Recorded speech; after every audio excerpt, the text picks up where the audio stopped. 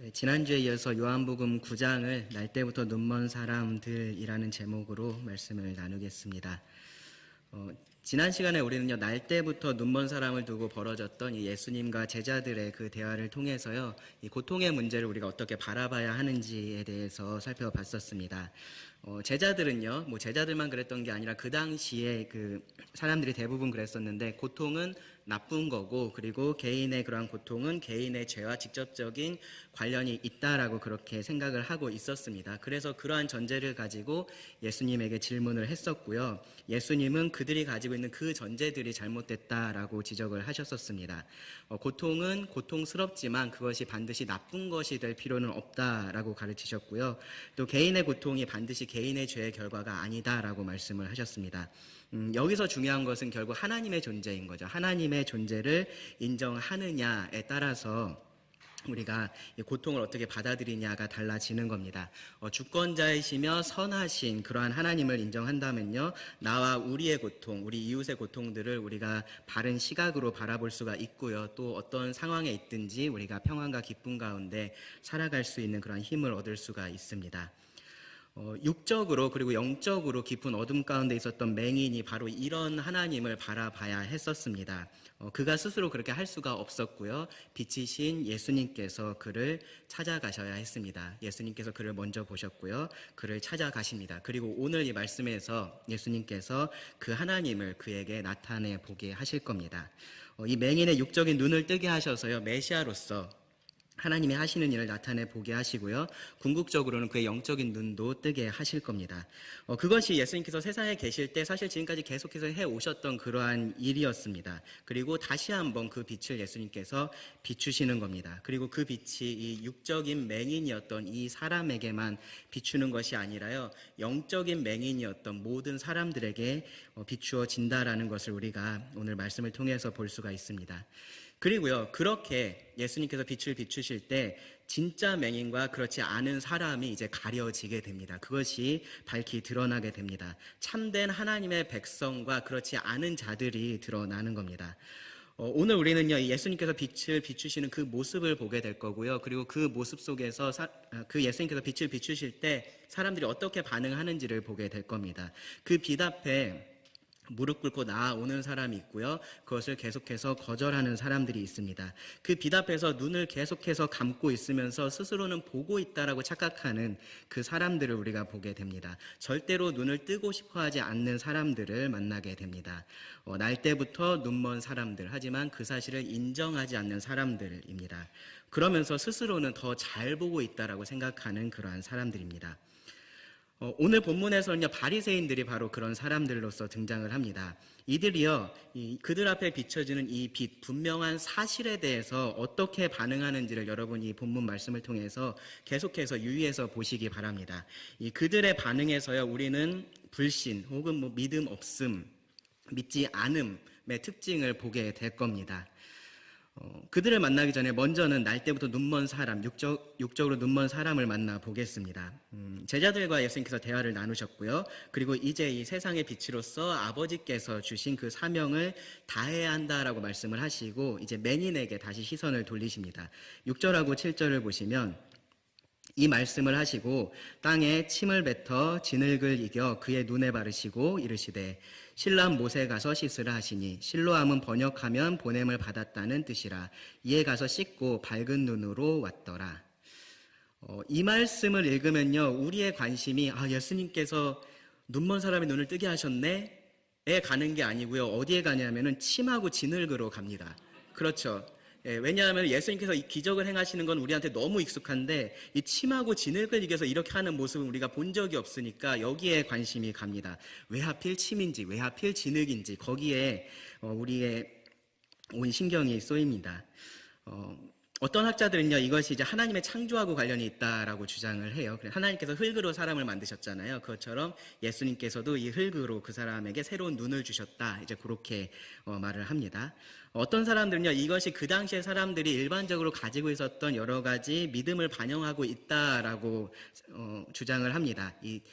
아버지의 장자의 침에는 특별한 치유의 능력이 있다라고 그 당시에 랍비들이 믿었었다라고 이야기를 해요. 그래서 그것 때문에 예수님께서 이렇게 하셨다라고 이야기를 하기도 하고요. 또 비슷하게 이 인간의 몸에서 나오는 모든 분비물들, 뭐 땀이 됐든 침이 됐든 뭐 소변이 됐든 그러한 것들이 다 부정한데 특별한 권위를 가진 사람의 손을 통해서 그것이 축복의 도구가 될 수 있다라고 그렇게 믿었던 사람들도 있습니다. 그래서 예수님께서 그렇게 하셨다라고 주장을 하기도 합니다.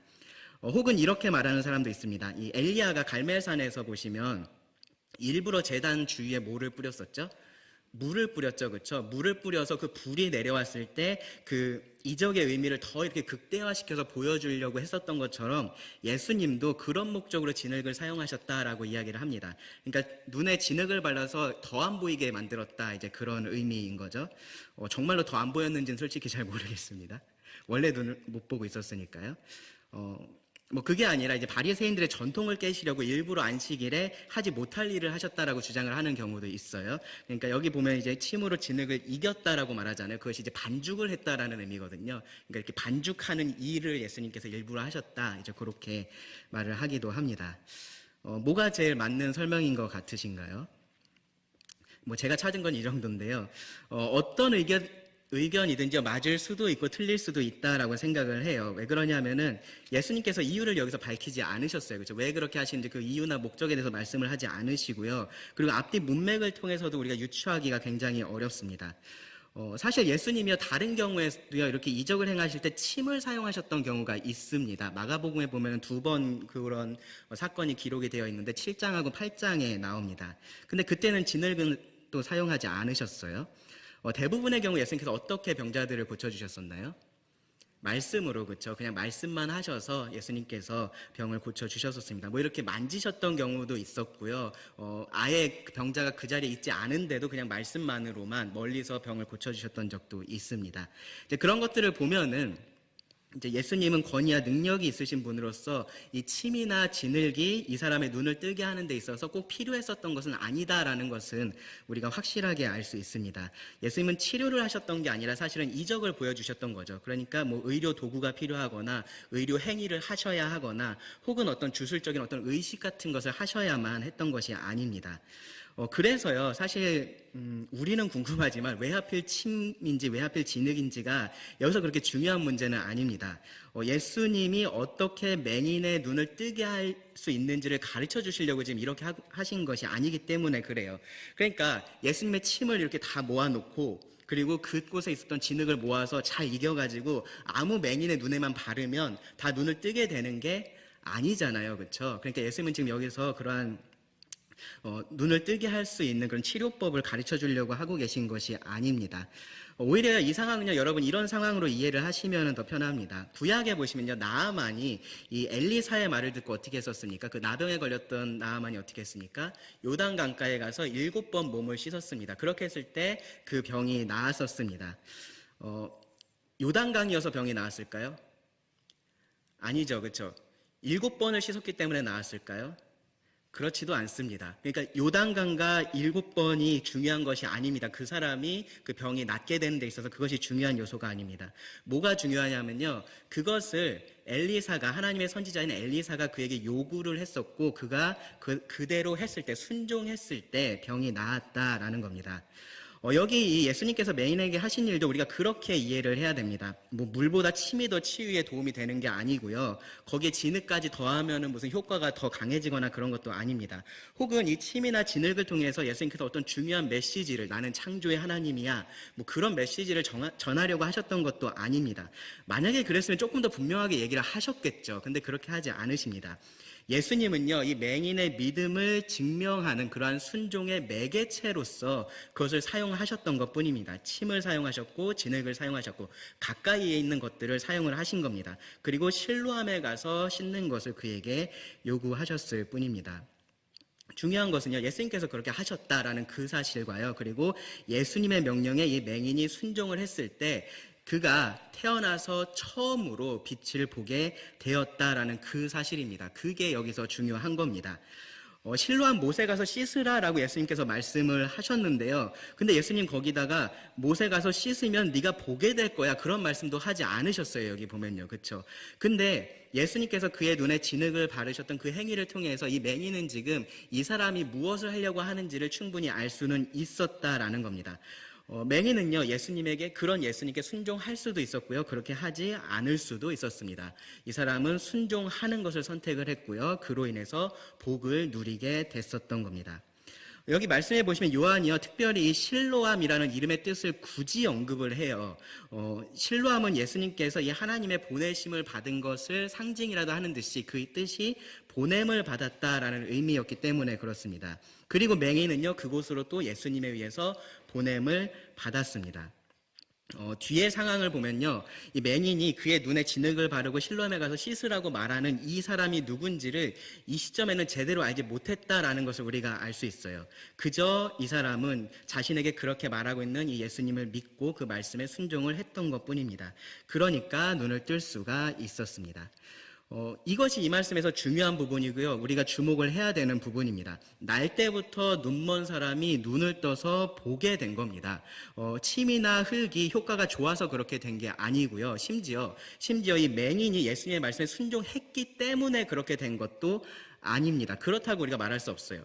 예수님께서 원하셨으면 그러한 것 아무런 것 사용하지 않고 그냥 그 자리에서 말씀만으로 그 사람의 눈을 뜨게 하실 수도 있었습니다. 그렇죠? 단지 예수님께서 하시는 이 하나님의 일에 이 맹인의 순종을 사용하셨던 것뿐이에요. 이 침과 흙을 사용하셨었던 것처럼 이 사람의 순종을 예수님께서 사용하셨던 것뿐입니다. 빛이신 예수님께서 그를 통해서 이 하나님의 일을 나타내시기를 기뻐하셨다라는 겁니다. 그것을 원하셨다라는 겁니다. 그의 순종을 통해서 일을 하신 겁니다. 이 예수님이 맹인의 눈을 뜨게 할 수 있는 하나님께서 보내신 메시아다라는 사실을요, 그의 순종을 통해서 드러내셨다라고 할 수 있습니다. 오늘 주제하고 조금 벗어나지만요, 여기서 우리가 조금 교훈을 얻어야 될 것이 하나가 있는데요. 뭐냐면은 우리가 하나님의 일을 한다라는 것의 의미, 우리가 순종한다라는 것의 의미를 좀 여기서 배울 필요가 있습니다. 하나님의 일을 한다라는 것은요, 우리가 하나님을 도와드린다라는 의미가 아니에요. 맹인의 눈을 뜨게 하기 위해서 침이나 진흙이 예수님에게 필요하셨던 것이 아니었었던 것처럼 엄밀히 말해서 하나님께 우리의 도움이 필요한 것은 아닙니다. 하나님께서 다만 우리와 함께 일하기를 원하실 뿐입니다. 그분의 일에 우리를 참여시키기를 하나님께서 기뻐하시는 겁니다. 그러니까요, 여러분, 하나님의 일을 하실 때는요, 그 자체가 얼마나 놀라운 일인지 아셔야 되고요, 그것에 대해서 감사하는 마음으로 그 하나님의 일을 하셔야 되는 겁니다. 하나님께서 그렇게 하실 때요, 우리가 뭐에 집중해야 돼요? 침이나 진흙에 집중하는 것이 아니라 그 일을 하시는 하나님에게 집중을 해야 되는 겁니다. 하나님에게 순종하는 것도 마찬가지입니다. 하나님에게 순종하는 것도요, 우리는 순종하는 것이 나하고는 아무런 상관이 없고 하나님 좋은 일만 하는 것으로 그렇게 생각을 할 때가 있습니다. 그런데 그렇지 않은 거죠. 이 맹인의 순종을 통해서 궁극적으로는 하나님께서 분명히 영광을 받으셨습니다. 그런데 그것이 이 맹인에게도 가장 좋은 결과를 가져왔다라는 사실을 꼭 기억을 해야 됩니다. 그러니까 하나님은 우리의 어떠한 유익이나 우리의 행복 같은 건 전혀 신경 쓰지 않는, 그러면서 자기의 힘을 증명하려고만 하는, 우리를 굴복시켜서 그렇게 하시려고 하는 그런 나쁜 군주, 악한 군주가 아닌 겁니다. 하나님은 우리의 행복을 위해서도 명령을 하십니다. 그러니까 순종이라는 것은요, 우리에게도 가장 좋은 결과를 가져오는 겁니다. 여기 맹인이 그랬었던 것처럼 우리도 그런 겁니다. 사실 순종하는 그 사람뿐만 아니라요, 그 주변에 있는 다른 사람들에게도 좋은 영향을 줍니다. 오늘 본문에서도 그렇습니다. 하나님께서 이 맹인을 통해서 하시는 일은요, 그가 눈을 뜨게 돼서 하나님의 능력과 은혜가 드러난 것으로 그냥 끝나지 않습니다. 요한은요, 그것보다 훨씬 더 긴 이야기를 기록을 했습니다. 이제 우리는 이 본문에서 또 다른 아주 중요한 인물들, 날 때부터 눈먼 사람들을 만나게 될 겁니다. 먼저는 이웃 사람들이에요. 이 맹인이 돌아오니까요, 이제 그를 알아보는 사람들이 있었고요, 그들은 굉장히 당황을 했습니다. 8절 9절을 보시면 이웃 사람들과 전에 그가 거린인 것을 보았던 사람들이 이르되 이는 앉아서 구걸하던 자가 아니냐, 어떤 사람은 그 사람이라 하며 어떤 사람은 아니라 그와 비슷하다 하거늘 자기 말은 내가 그라 하니. 사람들이 혼란스러워했던 거죠. 분명히 그들이 알고 있었던 그 맹인하고 겉모습은 똑같은데 맹인이 더 이상 맹인이 아닌 사람으로서 그들 앞에 서 있으니까 혼란에 빠진 겁니다. 그들 눈앞에는요, 눈을 뜬 맹인이 있었고요. 그들 생각에 맹인은 눈을 뜰 수가 없었기 때문에 그렇습니다. 그래서요, 사람들은요, 여기서 선택을 해야 됐었어요. 자신의 생각을 따라서 이 사람이 맹인이 아니라고 주장을 하던지, 아니면 그들 눈앞에 보이는 그 사실을 따라서 맹인이 진짜로 그 맹인이었다라고 주장을 하는 겁니다. 그렇게 사람들의 의견이 갈라졌습니다. 자신들이 사실이라고 믿고 있었던 것들, 그 생각들, 그리고 그들 눈앞에 보이는 그 사실로 인해서 이들이 혼란스러워하고 있었습니다. 그때 맹인이었던 사람이 정리를 해주죠. 뭐라고 얘기하냐면은 내가 그라. 마치 예수님께서 말씀하시는 것 같죠. 맹인이 그렇게 얘기를 했습니다. 내가 그라. 내가 그 맹인이 맞다라고 얘기를 해줬습니다. 사실을 그대로 이야기를 해준 겁니다. 그러니까 일단은 이제 그걸 받아들여야 되잖아요. 이 사람이 그 맹인이 맞구나. 그러면 이제 이런 게 궁금한 거죠. 10절 보시면 그들이 묻되 그러면 네 눈이 어떻게 떠졌느냐. 이 상황에서 아주 자연스러운 질문이기는 합니다. 그렇죠? 지금 맹인은 눈을 뜰 수가 없는데 눈을 뜬 맹인이 자기 눈앞에 있으니까 넌 어떻게 그럼 눈을 뜨게 된 거야? 라고 그렇게 물어볼 수 있습니다. 그런데 이 상황이 저는 한편으로 굉장히 안타까운 상황으로 보입니다. 왜 그러냐면요. 지금 이 맹인이었던 사람은요. 정말로 어둠 가운데 계속해서 살아왔던 사람인 겁니다. 사람들은요, 이 눈을 뜬 이 사람에게 축하의 말 한마디도 건네지 않아요. 그렇죠? 같이 기뻐하지도 않습니다. 뒤에 보면요, 그 부모들이 나오는데요. 그 부모들도요, 이 사람의 편에 서려고 하지를 않습니다. 맹인으로 태어난 사람을 보면서 사람들은 안타깝게 여기고 그를 긍휼하게 여기고 그랬었던 것이 아니라요. 이 사람이 이렇게 된 것이 그 사람의 죄 때문인지 아니면 그의 부모의 죄 때문인지 그것을 궁금해 했었습니다. 그리고 그 사람들이요, 이제는 이 사람이 눈을 보게 됐을 때 마찬가지로 이 사람에 대해서는 관심이 없는 겁니다. 어떻게 이런 일이 일어났는지에만 지금 관심이 있는 겁니다. 우리가 침과 진흙에 빠져서 관심을 빼앗기는 것처럼 이 사람들도 지금 그러고 있는 겁니다. 그런 사람들에게 맹인이었던 사람이 자기가 아는 대로 이제 사실을 이야기를 해주죠. 11절 보시면 대답하되 예수라 하는 그 사람이 진흙을 이겨 내 눈에 바르고 나더러 실로암에 가서 씻으라 하기에 가서 씻었더니 보게 되었노라.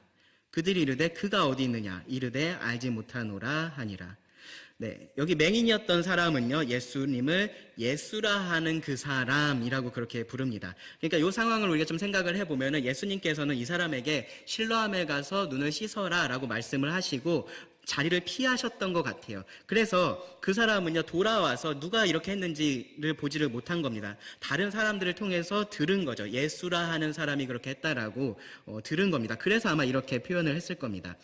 예수님에 대해서 정확히 알고 있지 못해요. 이 사람은요. 예수님이 어떤 분이신지 정확히 알지는 못합니다. 그런데 한 가지 사실을 분명하게 알고 있습니다. 뭐냐면은 이 사람이 내 눈을 뜨게 했다라는 겁니다. 예수라고 이름한 그 사람이 내 눈을 뜨게 했다라는 겁니다. 그리고 이 사람은요, 계속해서 이 분명한 사실을 계속해서 붙듭니다.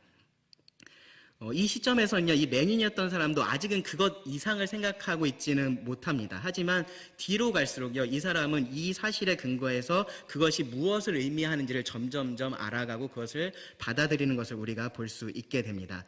이제는요, 영적으로도 눈을 떴기 때문에 보는 자로서 사실을 제대로 이 사람이 보고요, 그것에 반응을 한다라는 겁니다. 그리고 결국은 그렇기 때문에 이 사람이 메시아를 만나게 됩니다. 그런데 다른 사람들은 그렇지가 못합니다. 맹인의 말을 들었어도 사람들의 궁금증이 해결이 되지 않았습니다. 어떻게 이 사람이 이렇게 됐는지 의문이 해결이 되지 않았습니다.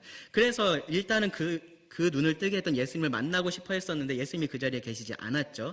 그래서 이제 사람들이 생각했던 게 그러면은 이러한 것에 대해서 우리들에게 가장 잘 얘기해 줄 수 있는 우리의 지도자들, 종교 지도자들, 바리새인들을 찾아가야겠다라고 생각하고 바리새인들에게 갑니다. 그리고 13절부터 이 맹인이었던 사람과 이 바리새인들의 논쟁이 시작이 됩니다. 라운드 1입니다.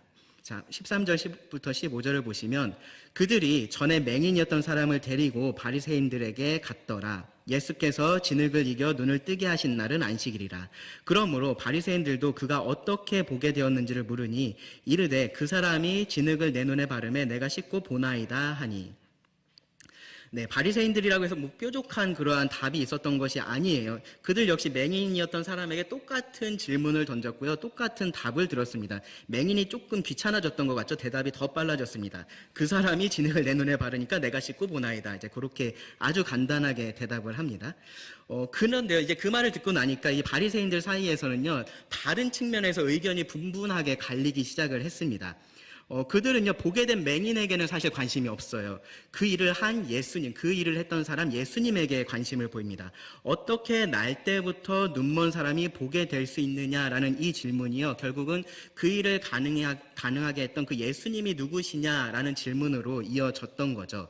16절 보시면 바리새인 중에 어떤 사람은 말하되 이 사람이 안식일을 지키지 아니하니 하나님께로부터 온 자가 아니라 하며, 어떤 사람은 말하되 죄인으로서 어떻게 이러한 표적을 행하겠느냐 하여 그들 중에 분쟁이 있더니, 22절 말씀을 보시면요, 이들은요, 이미 예수님에 대해서 객관적이고 중립적으로 바라보고 있지 않았었습니다. 그들은요, 이미 이 예수님에 대해서 알고 있었고요. 그 예수님을 메시아라고 시인하는 사람들을 그들의 공동체에서 출교시키기로 그렇게 결정을 해둔 그러한 상태였습니다. 사실 처음부터 예수님께서 공적인 사역을 시작하신 이후부터 계속해서 이들은 예수님에 대해서 적대적이었습니다. 바리새인 중에는 뭐 니고데모와 같은 그런 사람도 있기는 있었지만 아주 극소수였고요. 그들은 예수님을 미쳤다라고 말을 했었고, 예수님이 귀신 들렸다라고 얘기를 했었고, 귀신의 왕을 힘입어서 이 모든 일들을 다 할 수 있다라고 그렇게 주장하기도 했었습니다. 예수님께서 하시는 일을 그들이 부정할 수가 없었어요. 그들 눈앞에 보였으니까요. 그래서 그들이 부정했던 것이 예수님 자체였었던 겁니다.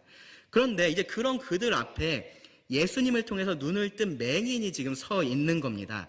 이 사람들이 그 전에 얼마나 이 예수님의 이적들을 목격했는지는 모르겠습니다. 그런데 여러분 그런 것들 아실 거예요. 소문으로만 듣는 것하고 눈앞에서 직접 보는 것하고는 분명한 차이가 있습니다. 그래서요, 지금 이 사람들 가운데 분쟁이 생긴 거예요. 어떤 사람들은요, 지금 이런 일을 하는 걸 보니까 이 사람을 죄인이라고 말하기는 좀 어렵지 않느냐, 이제 그렇게 이야기를 하는 사람들이 생겼습니다. 조금 더 진리에 가깝게 가긴 했는데 굉장히 소극적인 말이에요. 이들도 예수님이 하나님에게로부터 왔다라고 그렇게는 표현을 하지를 못합니다.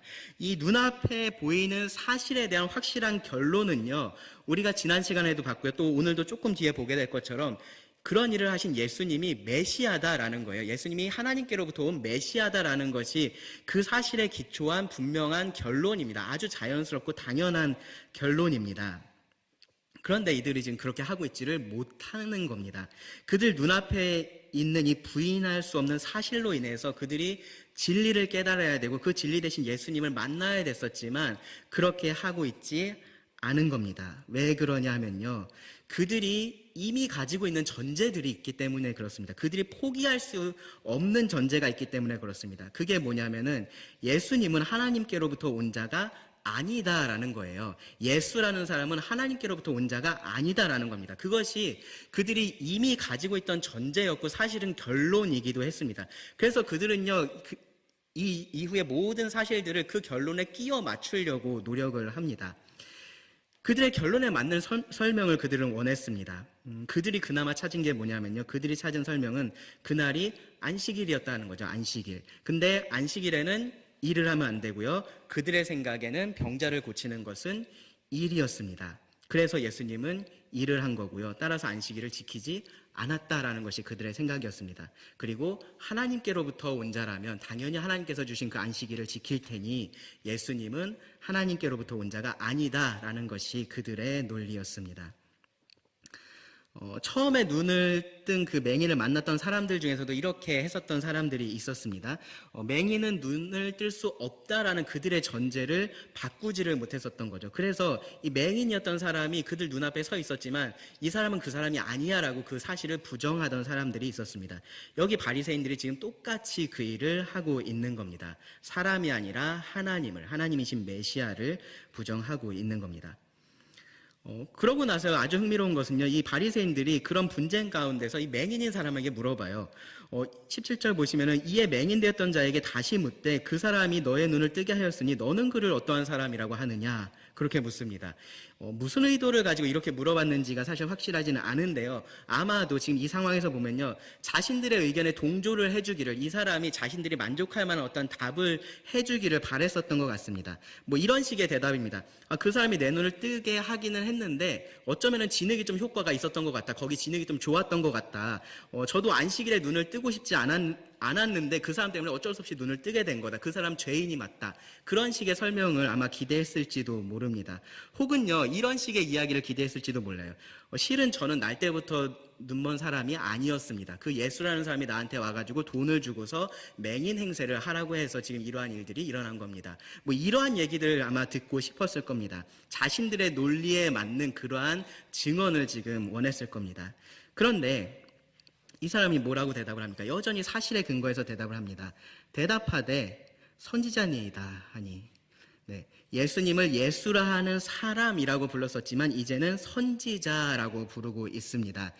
다 알지는 못하겠는데, 내가 이 사람에 대해서 내가 전부 다 알고 있지는 못하겠는데, 나에게 일어난 이 일, 부정할 수 없는 이 일을 고려해 볼 때 이 예수라는 사람은 평범한 사람은 아닌 것이 분명하다라고 이야기를 하는 겁니다. 여기까지가 지금 이 맹인이었던 사람이 이른 결론인 겁니다. 이 바리새인들하고는 다르게요, 그에게 일어났던 이 분명한 사실을 생각해 볼수록 점점점 진리에 가까이 가고 있습니다.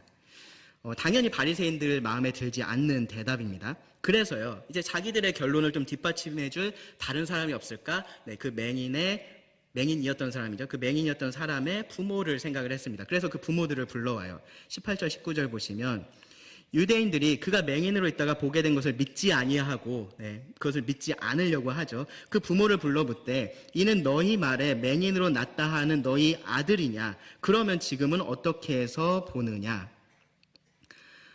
여기서 어떻게 해서 보느냐라는 이 질문은요, 맹인에게도 동일하게 던졌던 질문인데 의도는 분명히 다릅니다. 뭐냐면은 이런 일이 있을 수 없다라는 거죠. 맹인은 볼 수가 없다라는 겁니다. 그러니까 너네 아들이 진짜 맹인으로 태어난 게 맞냐? 지금 그러한 의도를 가지고 물어보고 있는 겁니다. 그러니까 맹인으로 태어나지 않았으면은 맹인이 보게 된 것도 거짓이라고 말을 할 수 있는 거고요. 그렇기 때문에 이 예수님이 죄인이 아닐 수도 있다라는 그러한 일망의 가능성도 이들이 다 제거할 수 있기 때문에 지금 이렇게 묻고 있는 겁니다. 자, 부모가 뭐라고 대답하는지 보세요. 20절 보시면 그 부모가 대답하여 이르되 이 사람이 우리 아들인 것과 맹인으로 난 것을 아나이다. 네. 이 바리새인들의 첫 질문에 이들은 사실대로 대답을 했습니다. 뭐 아들의 편에 서려고, 예수님의 편에 서려고 이들이 그렇게 한 것이 아니고요. 딱히 그렇게 답하는 것이 문제가 되지 않을 거라고 생각을 했기 때문에 그냥 위증을 하지 않은 것뿐입니다. 사실을 그대로 이야기한 것뿐입니다. 그런데 둘째 질문에는 그들이 이렇게 대답을 했습니다. 그러니까 어떻게 보게 됐느냐, 이제 그 질문에 대한 답인데요. 21절부터 23절을 보시면 그러나 지금 어떻게 해서 보는지 또는 누가 그 눈을 뜨게 하였는지 우리는 알지 못하나이다. 그에게 물어보소서. 그가 장성하였으니 자기 일을 말하리이다. 그 부모가 이렇게 말한 것은 이미 유대인들이 누구든지 예수를 그리스도로 시인하는 자는 출교하기로 결의하였으므로 그들을 무서워함이로라. 이러므로 그 부모가 말하기를 그가 장성하였으니 그에게 물어보소서 하였더라. 네. 첫째 질문에 대해서는요, 자신들에게 해가 되지 않을 것이라고 생각해서 제대로 된 그런 사실을 이야기를 했었지만 이 둘째 질문에 대해서는 이 부모가 지금 거짓말을 하고 있는 겁니다. 물론 이 부모들의 두려움을 우리가 충분히 이해할 수 있습니다. 그 당시에 이 유대인들에게 있어서 그 회당에서 출교되는 것, 그것이 의미하는 것은요, 그 유대인 공동체에서 출교되는 것, 완전히 쫓겨나는 것, 그들과 완전히 떨어져서 생활해야 하는 것을 의미를 하고요. 그것은 모든 삶의 터전을 잃어버리는 것을 그들에게 의미했기 때문에 당연히 두려운 일이고 이들이 무서워할 만한 그러한 일인 것은 사실입니다. 그런데 그게 두렵다고 해서 자기 아들한테 지금 모든 책임을 돌리는 것, 사실은 부모로서 할 수 없는 일인 거죠. 지금 형편없는 부모들인 겁니다. 어쨌든요, 이 바리새인들이 또다시 원하는 답을 그렇게 듣지를 못했습니다. 오히려 그들이 부인하려고 했었던 그 사실에 대한 확실한 증언만 지금 하나가 더 추가가 된 겁니다. 그래서요, 다시 맹인이었던 사람을 부릅니다. 이제 두 번째 라운드가 시작이 됩니다. 아주 이 대화가 흥미롭습니다. 여러분 읽어보시면 이렇게 실소가 아마 절로 나올 텐데요. 평생을 어둠 속에서 살아왔던 사람과요, 평생을 빛 가운데 살아왔다고 생각했던 사람들 그 사이의 대화입니다. 한쪽은요, 저주받은 죄인으로서 평생을 살아왔던 사람이고요, 다른 한쪽은요, 의로운 자로서 모든 사람들에게 인정받으면서 살아왔었던 그러한 사람들입니다. 그들의 대화입니다. 그런데 이 대화 내용을 보면은 누가 누구인지를 알기 어려울 정도로 입장이 바뀌어 있습니다. 자, 대화를 보겠습니다. 24절 보시면, 이에 그들이 맹인이었던 사람을 두 번째 불러 이르되 너는 하나님께 영광을 돌리라. 우리는 이 사람이 죄인인 줄 아노라. 네, 여기서 자기들이 가지고 있는 결론을 이미 다 이야기를 하죠. 그러면서 맹인에게 그것을 인정할 것을 지금 강조를 하는 겁니다. 하나님께 영광을 돌리라라는 이 말은요, 이 여호수아가 아간에게 했었던 말에서 가져온 말인데 정확히 같은 의미로 지금 여기서 사용을 했습니다. 여호수아 7장 19절 보시면 여호수아가 아간한테 이런 얘기를 해요. 내 아들아 청하노니 이스라엘의 하나님 여호와께 영광을 돌려 그 앞에 자복하고 네가 행한 일을 내게 알게 하라. 그 일을 내게 숨기지 말라 하니. 그러니까 이 바리새인들은요, 이 맹인이었던 사람이 뭔가 중요한 사실을 숨기고 있다라고 계속 생각을 해왔던 겁니다. 예수는 죄인이다라는 자기들의 생각이 틀릴 리가 없으니까 이 맹인인 사람이 지금 뭔가를 숨기고 있다라고 생각을 하고요, 그것을 이야기하라라고 지금 강요를 하고 있는 겁니다. 근데요, 이 사람은 다른 말을 해줄 게 없었어요. 25절 보시면 대답하되 그가 죄인인지 내가 알지 못하나 한 가지 아는 것은 내가 맹인으로 있다가 지금 보는 그것이니이다.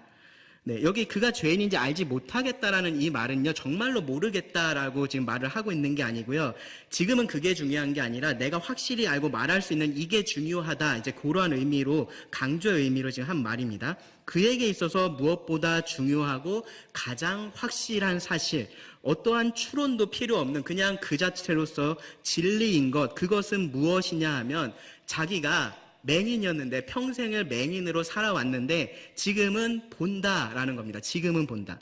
그리고 그 일을 바리새인들은 죄인이라고 지금 말을 하고 싶으니 예수님이 하셨다라는 것을 그는 알고 있습니다. 그래서 바리새인들이 다시 묻죠. 그들이 이르되 그 사람이 너에게 무엇을 하였느냐? 어떻게 네 눈을 뜨게 하였느냐? 네, 똑같은 질문을 지금 또 듣게 되는 겁니다. 그러니까 이 맹인이었던 사람도요, 이게 지금 이 사람들이 진짜 사실을 알고 싶어 하고 그로 인해서 어떠한 결론을 객관적으로 내리려고 하는 게 아니구나라는 생각을 하게 된 것 같아요. 그래서 질문에 대해서 답을 하지 않고 반문을 합니다. 27절 보세요. 대답하되 내가 이미 일렀어도 듣지 아니하고 어찌하여 다시 듣고자 하나이까? 당신들도 그의 제자가 되려 하나이까? 확신에 지금 차서 대답을 하는 겁니다. 이 평생을 어둠 속에서 사람들의 조롱을 받으면서 어쩌면은 말 한마디 제대로 사람들 앞에 하지 못하고 주눅 들어서 그렇게 살아왔을 이 사람이요, 더 이상은 그렇지 않은 겁니다. 예수님이 죄인인지 아닌지 자기는 모르겠다라고 말을 했지만요, 실은요, 자기가 분명히 알고 있는 그 사실의 기초에서요, 이 사람은 예수님은 이런 분이야라고 결론을 이미 내리고 있는 상태입니다. 조금 있으면 우리가 그것을 보게 되는데요. 그런데 그런 자신에 비교해서 이 바리새인들의 모습이 너무나 답답한 겁니다. 그러니까 오히려 비꼬면서 얘기를 하는 거죠. 당신들도 예수의 제자가 되려고 지금 그러는 거냐. 그러니까 바리새인들이 발끈해서 반응을 합니다. 28절 29절 보시면 그들이 욕하여 이르되 너는 그의 제자이나 우리는 모세의 제자라. 하나님이 모세에게 말씀하신 줄을 우리가 알거니와 이 사람은 어디서 왔는지 알지 못하노라. 네, 바리새인들이 볼 때요, 이 맹인이었던 사람은 예수의 제자인 겁니다. 왜냐하면 모세의 제자인 자신들을 공격했기 때문에 그렇습니다. 그들에게 있어서 예수님은 율법의 파괴자였고요, 따라서 모세의 원수 같은 사람이었습니다. 예수님과 모세를 함께 그들은 이해할 수가 없었습니다. 그런데 진짜 사실은 정반대였어요. 예수님 뭐라고 말씀하셨냐면 요한복음 5장 46절에서 모세를 믿었더라면 또 나를 믿었으리니 이는 그가 내게 대하여 기록하였음이라 라고 말씀을 하셨습니다. 그러니까요, 지금 이 바리새인들은요, 그런 어둠 속에 갇혀 있었던 겁니다. 자기들이 만들어낸 종교, 자기들이 만들어낸 하나님, 자기들이 만들어낸 율법, 자기들이 만들어낸 그 모세, 그것을 섬기면서 어둠 속에 갇혀서 이들은 살고 있었던 겁니다. 그러니까 그들 앞에 분명하게 드러나고 있는 이 모든 사실에도 불구하고 예수님에 대한 생각이 바뀌지가 않습니다. 바꿀 생각이 없으니까 그런 겁니다. 그들은요, 아마도 이 맹인이었던 사람이 예수님의 제자이기 때문에 그에게 유리한 증언만 계속 하고 있다라고 아마 그렇게 생각을 했을 겁니다. 그래서요, 여전히 이들의 결론은 똑같습니다. 이 모든 일들을 겪고 나서도 똑같습니다. 이 사람은 어디서 왔는지 알지 못하노라입니다. 그러니까, 그래? 맹인이여, 너네가 알지 못해? 그럼 내가 알려줄게 라고 말을 합니다. 뭐 그렇게 실제로 말한 건 아닌데요. 그런 마음으로 이제 이야기를 합니다. 이 모든 사실들이 무엇을 결론으로 분명하게 이야기를 하고 있는지를 논리적으로 그리고 아주 담대하게 바리새인들에게 설명을 해 줍니다. 30절부터 33절을 보세요. 그 사람이 대답하여 이르되 이상하다. 이 사람이 내 눈을 뜨게 하였으되 당신들은 그가 어디서 왔는지 알지 못하는도다. 하나님이 죄인의 말을 듣지 아니하시고 경건하여 그의 뜻대로 행하는 자의 말은 들으시는 줄을 우리가 아나이다. 창세 이후로 맹인으로 난 자의 눈을 뜨게 하였다 함을 듣지 못하였으니 이 사람이 하나님께로부터 오지 아니하였으면 아무 일도 할 수 없으리이다. 이 간단한 걸 왜 모르냐고 지금 이야기를 하고 있는 겁니다. 창세 이후로 맹인으로 난 자의 눈을 뜨게 한 사람이 없었습니다. 이런 일을 하나님만이 하실 수 있는 그러한 일입니다. 그런데 예수님께서 그 일을 하셨습니다. 그리고 내가 그 일의 증인이다라는 거죠. 그러면 예수님은 하나님께로부터 온 자라는 결론에 이르는 것이 너무 당연하지 않냐? 이제 그렇게 말을 하는 겁니다. 사실 그대로 받아들이면 예수님이 어디로부터 왔는지 모를 수가 없다라고 지금 이야기를 하는 겁니다. 예수님은 하나님께로부터 온 메시아입니다. 세례 요한에게 예수님께서 그렇게 하셨던 것처럼 이 맹인에게도 예수님은요, 자신이 메시아다라는 사실을 그의 눈을 뜨게 함으로써 보여주신 겁니다. 맹인이 되었던 자의 부모들은요, 바리새인들을 두려워해서 이 예수님을 그리스도라고 말을 하지 못했습니다. 제대로 된 증언을 하지 못했습니다. 그런데 이 맹인이었던 자는요, 아주 담대하게 예수님이 어떤 분이신지를 지금 이렇게 선포를 한 겁니다. 그러니까 이 바리새인들이 분노를 감추지 못하고 말합니다. 34절 보시면 그들이 대답하여 이르되 네가 온전히 죄 가운데 나서 우리를 가르치느냐 하고 이에 쫓아내어 보내니라. 네, 말씀은요, 다시 처음 상황으로 돌아갔습니다. 이 맹인은 눈을 떴지만요, 바리새인들은 날 때부터 눈먼 사람과 자신을 여전히 이렇게 분리시키고 있습니다. 그는 누구의 죄 때문이든지 이 하나님의 저주를 받아서 그렇게 됐다라는 것이 그들의 생각이었고요. 설령 그가 지금 눈을 떴다고 해도 그 사실은 변하지 않는다라고 지금 말을 하는 겁니다. 그래서요, 그들은요, 그런 죄인인 주제에 감히 어떻게 우리를 가르칠 수 있느냐, 가르치려고 드느냐 라면서 지금 그를 비방을 합니다. 자신들은 가르침을 받을 필요가 없다라는 거죠. 오히려 자신들은 가르치는 선생이다라고 그들은 굳게 믿고 있었기 때문에 그렇습니다. 모두가 죄인이어도 자기는 죄인이 아니다라고 그렇게 믿었기 때문입니다. 언제나 내 생각이 옳고 내 믿음이 옳고 자신들의 생각이 옳다라는 그러한 그릇된 확신이 있었기 때문에 그들은 이 사실을 받아들일 수가 없었던 겁니다. 그들 앞에 드러났던 진리를 받아들일 수가 없었던 겁니다. 그리고 오히려 그들에게 진리를 말해 주었던 그 사람을 쫓아냈습니다.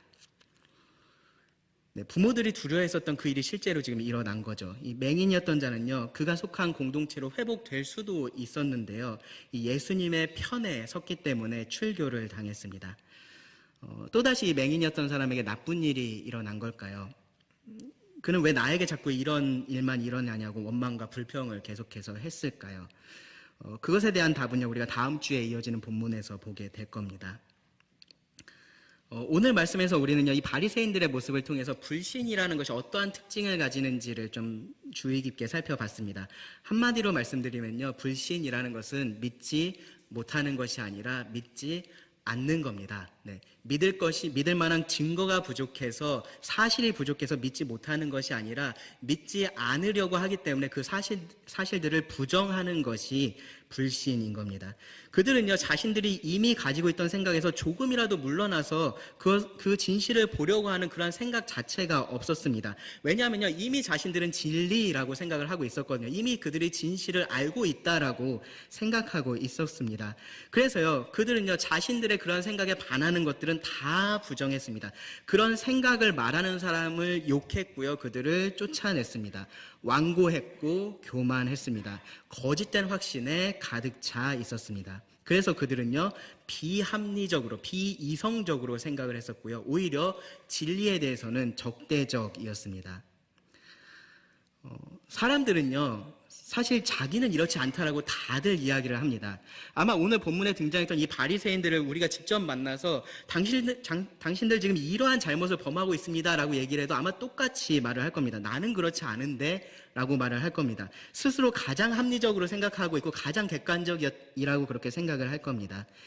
안타깝게도요, 그것이 불신의 특징입니다. 사람이 어떻게 할 수 없는 불신의 특징인 겁니다. 하나님께서 하지 않으시면 그 불신의 견고한 성이 결코 무너지지 않습니다. 어둠 속에서 눈을 감고 살고 있는 사람에게는요, 그 어둠이 진리이기 때문에 그렇습니다. 그런데 하나님은 그러한 어둠 가운데 빛이 있으라라고 말씀하시는 하나님이십니다. 그래서요, 여러분 혹시라도 지금 이 말씀을 듣고 계신 여러분들 가운데 아직 이런 어둠 가운데 있다면요, 하나님의 도우심을 구하여야 하는 이유가 여기에 있습니다. 그 어둠 속에서 스스로 우리가 빛을 찾을 수가 없기 때문에 그렇습니다. 하나님께서 빛을 비춰주셔야 우리가 빛을 만날 수가 있습니다. 그리고 여러분들이요, 여러분들의 믿지 않는 다른 친구들, 동료들, 가족들을 위해서 기도하실 때도요, 꼭 기도하셔야 할 것이 사실 이겁니다. 하나님께서 그들 마음의 문을 여시고 그 마음의 눈을 밝혀주시기를 기도하셔야 됩니다. 그래서 그들 눈앞에 드러난 그 사실들을 사실로 받아들일 수 있기를 구하셔야 됩니다. 그리고요, 이런 측면에서 이미 믿은 자들도 자신을 좀 돌아볼 필요가 있습니다. 뭐냐면요, 하나님께서 나에게 보여주시는 그 사실들, 그 진리들을 내가 그대로 받아들이고 살고 있는지 생각을 해봐야 됩니다. 우리가 믿었지만요, 여전히 믿지 않는 사람처럼 그렇게도 살 수 있기 때문에 그렇습니다. 여전히 내 생각을 그리스도에게 복종시키지 않을 때 그렇습니다. 참된 삶이 무엇이고 참된 행복에 이르는 길이 무엇인지를 하나님께서 이 성경을 통해서 분명히 말씀을 하고 계세요. 그런데도 여전히 내 생각을 따라서 사는 거죠. 그만큼 어리석은 사람들이 우리들 가운데는 있습니다. 이제는 눈을 뜨고 볼 수가 있는데 여전히 눈을 감고 사는 겁니다. 등대가 지금 길을 안내하고 있는데 저 등대 같은 거 필요 없어. 그동안의 나의 경험이면 충분해. 나의 감이면 충분히 길을 찾을 수 있어 라고 생각을 하면서 그냥 자기가 갈 길을 가는 것하고 똑같습니다.